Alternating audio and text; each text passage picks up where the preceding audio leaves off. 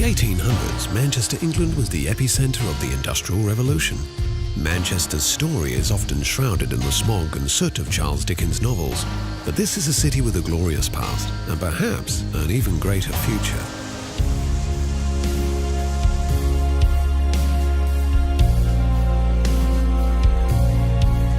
It's been said, what Manchester thinks today, the world thinks tomorrow.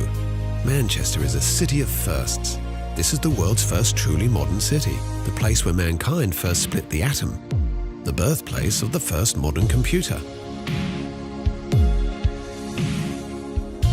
Manchester's story begins here, in Castle Field, where the many chapters of the city's story merge into one. Explore the remains of the Roman fort, built to guard an ancient river crossing. Wander the banks of the Bridgewater Canal, whose completion in 1761 is regarded as the beginning of the Industrial Revolution.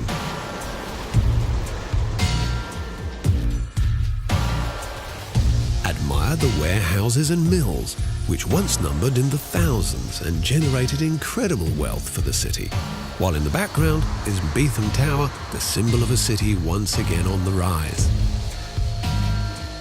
As the city's fortune swelled in the 19th century, so did its civic pride. Manchester's elites saw the city as the new Venice and commissioned grand buildings and monuments, taking architectural inspiration from across the ages.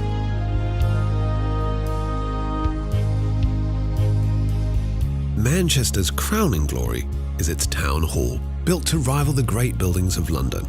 Admire the incredible Victorian Gothic exterior, lavish staterooms, and murals which celebrate the city's history.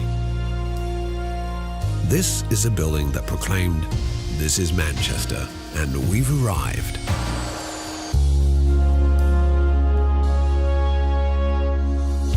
For 2 centuries, Manchester's merchants went on a spending spree, scouring the world in search of cultural treasures to fill their stately homes. Many of these treasures now reside in the city's museums and galleries. At the Manchester Art Gallery, explore the works of the Pre-Raphaelites, Britain's first radical art movement, and more contemporary works which continue to challenge.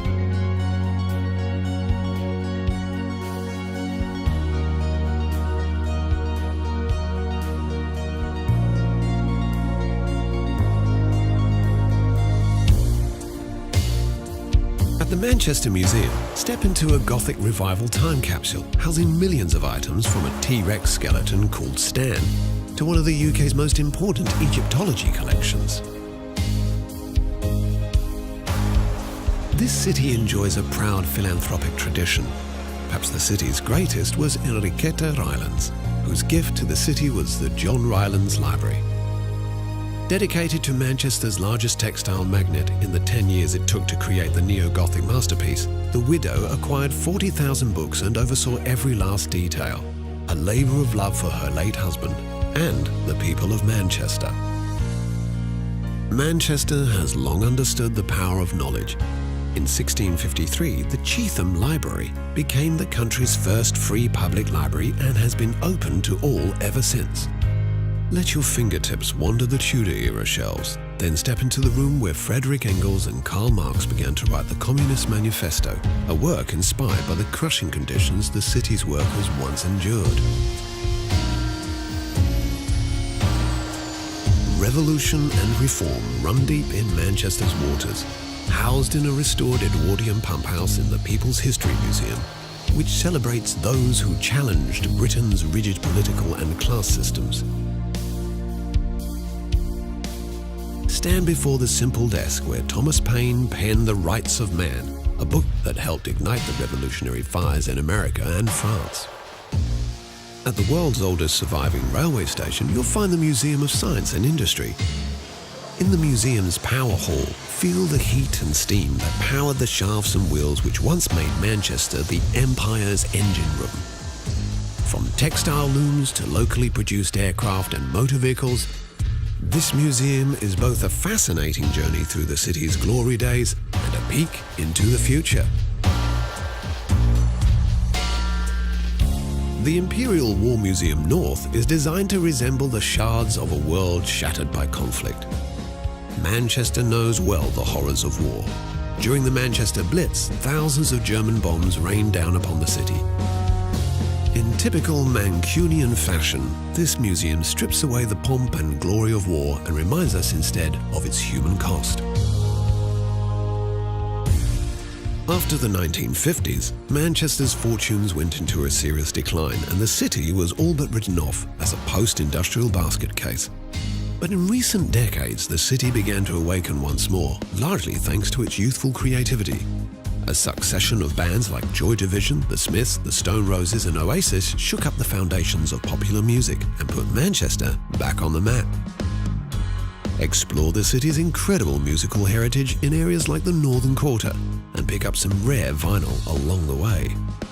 Then head to The Village, around Canal Street, which perfectly encapsulates the Mancunian ideals of tolerance, self-expression and good times.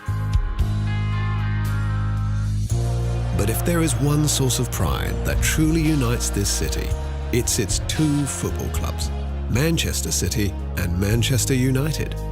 In 1968, Manchester United became the first English club to become European champions. Today, the club enjoys a global fan base in the millions. Learn more at the National Football Museum in the city centre, or better still, time your visit for a match at Old Trafford, Manchester's Theatre of Dreams, since 1910. Manchester may no longer be England's industrial powerhouse, but it's a city that's never stopped dreaming. Right across the city, daring new projects, innovations and ideas continue to capture the world's attention.